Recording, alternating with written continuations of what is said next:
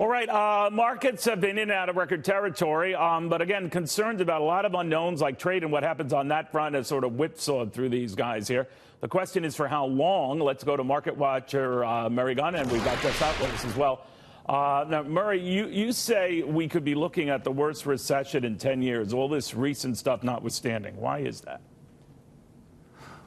Well, thank you for having me on. It's one reason is the fact that the markets are about to put in a significant top. We think that the major problem in the market economies at the moment, especially the US, is the amount of debt in the economy. If you look back in history, in 1929, total credit as a percentage of gross domestic product, that stood about 260%. In the 1950s, it was down at 120%, and today it stands at 370%. So clearly that's a problem. So when the markets do come down, as they will in the next cycle, then that is going to be a big problem for people with debt as growth slows. All right, so that is something that factors in slower growth, and all of a sudden it comes back to haunt individuals in the markets. Jeff, what do you think of that? I think the economy is pretty strong.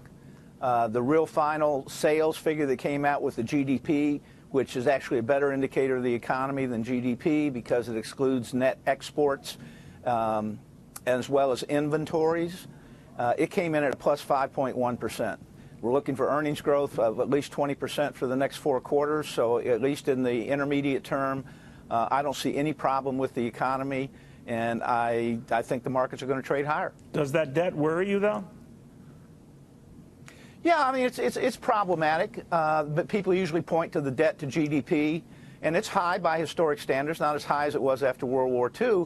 But when I was a practicing analyst, Neil, we looked at assets to liabilities. Nobody looks at the country assets to liabilities. I don't know what the Grand Canyon's worth, but it's worth a lot. I don't know what the Tetons are worth, but they're worth a lot. So when you look at the country with assets to liabilities, the ratio falls below 10%.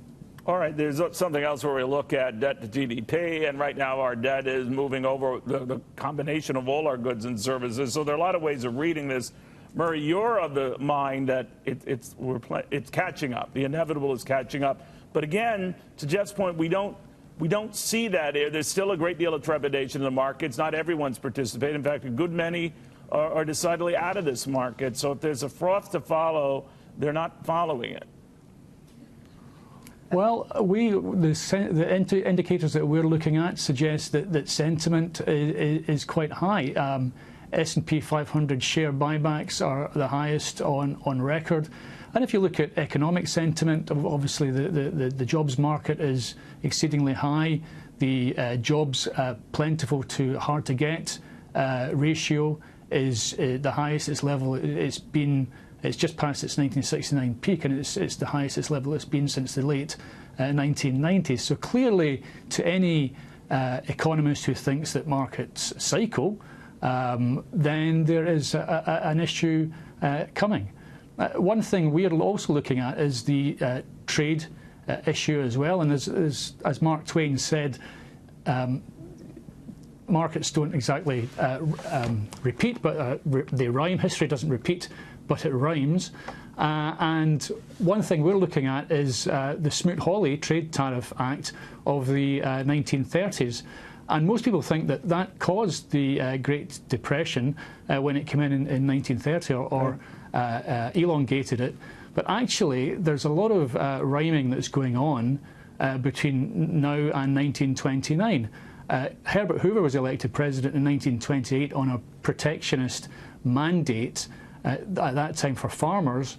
And the House actually passed a version of Smoot-Hawley in May 1929, and the stock market continued to go up. So that Trump could kill the very October. rally that he's overseen. Jeff, you just don't buy it, right? I don't buy it. Sentiment is not exuberant. I go out and present to hundreds of people every time I go on the roads, individual investors. I would say at best they're at guarded optimism. I mean, in 1998, 1999, people were quitting their jobs to day trade. If you look at the AAII sentiment figures, people are still more bearish than bullish. So I don't think we're anywhere near the late stages of this stock market rally. All right, gentlemen, we'll see who's got the better read of things. For now, it's anyone's guess. I want to thank you both very, very much.